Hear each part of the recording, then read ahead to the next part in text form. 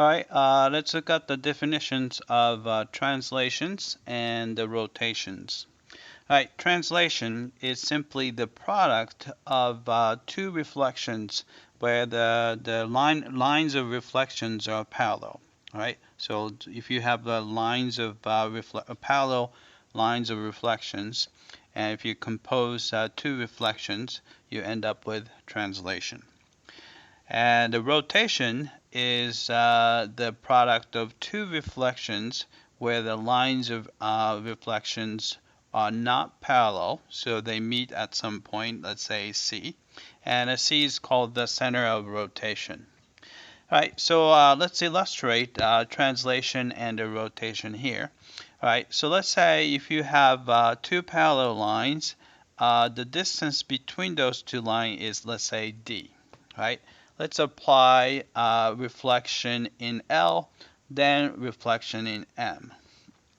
Right? So I'm going to start with the point P, so just random point, and we're going to apply the reflection in L. So you're going to get, let's see, you go straight perpendicular to L and go to the other side.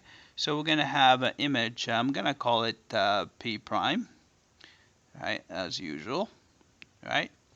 Then after that, we're going to apply reflection in M. So we're going to, let's see, maybe I'll just put, I'm going to put, so this is perpendicular there. And then, so I'm going to apply another reflection. So go perpendicularly there, go to the other side. So this is going to be the image after the translation. So you have a P double prime, right? And you can see that the distance it actually traveled, or translation, so you're going to start from here to there. So if you look at the distance between P to P double prime, it's going to be, you can see that this is twice as much as D. So this is 2D, right? So if you want to travel 2D distance, you would want to place two parallel lines half distance away. And if you apply L first and M second, then the translation is toward M. But if you do it the other way, if you apply M first and L first, the translation is going to be toward L. All right. And here's an illustration of rotation.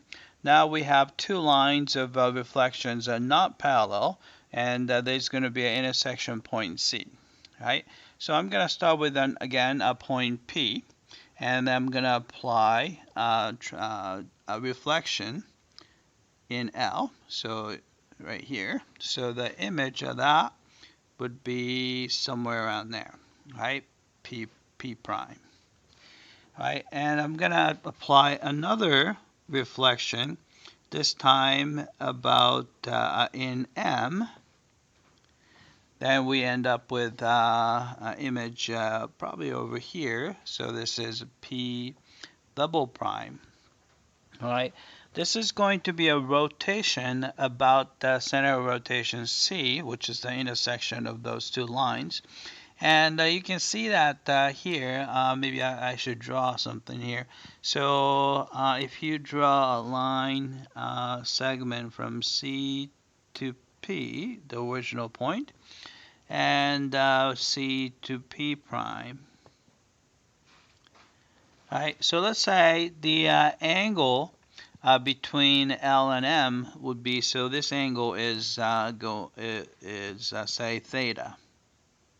Right, and again, you can see that the rotation is actually by twice as much as the angle between L and M. So you can see that from here all the way to there is actually twice as much as theta, so 2 theta.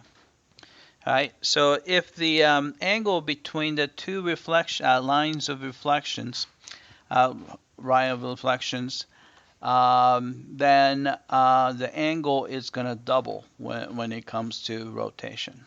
All right, so that's the definition of translation and rotation. And there are a couple of remarks. Right, translation and rotations are obviously isometry. So we know that they still have ABC property. Right, but on top of that, since it applies two reflections, so even number of reflections, so they are always going to be direct, which means that it's going to preserve orientation. So translation and the rotations are always orientation preserving. Right, that's it. I hope that this was clear.